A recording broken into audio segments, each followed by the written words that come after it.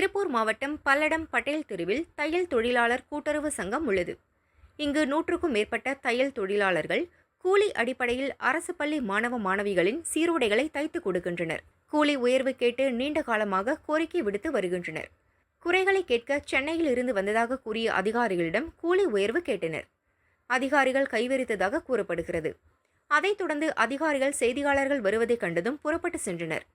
செய்தியாளர்களின் கேள்விக்கு பதில் அளிக்க மறுத்துவிட்டனர். தொழிலாளர்கள் வாகனத்தை வழிமறித்ததால் மீண்டும் பேச்சுவார்த்தை நடத்தினர்.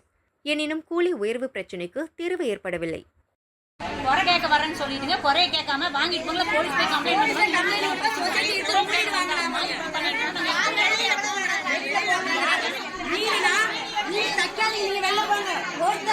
ஒரு நாளைக்கு 500 பீஸ் தச்சு கொடுப்பாங்க. ஆர்டர் கொடுப்பாங்களாமா. மொத்த உறுப்பினரே கைது பண்ணுவாங்களாமா. நாங்க என்ன தப்பு செஞ்சோம்?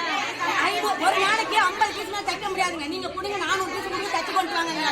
4 வருஷத்துக்கு இதே பிரச்சனை இருந்துச்சுங்க. சாந்தி உறுப்பு இருக்கல நாங்க போராடி திரும்பி எல்லாம் ஒரே மாதிரி உறுப்பினருக்கு எல்லாத்துக்கும் நாங்க எந்த பிரச்சனையும் இல்லை. நாங்க தைக்கிறோம். கேன் வந்து எங்களுக்கு கம்மி பண்ணி கொடுங்க தான் கேட்டோம். கவர்மெண்ட் ஏத்துக்கங்க. நாங்க அதை ஏத்துக்க முடியாது. நீங்க தைக்காது வெளில போங்கிறாங்க. நாங்க தப்பா எதுவும் கேட்கிறோமா? மேடம் தான் அப்படி சொல்றாங்க. நேரத்தை நீங்க அவங்க கேளுங்க. அவங்க தான் அப்படி பேசுறாங்க. எங்களுக்கு போலீஸ்ல கம்ப்ளைண்ட் பண்றாங்க. நாங்க என்ன தப்பு செஞ்ச கம்ப்ளைண்ட் பண்ண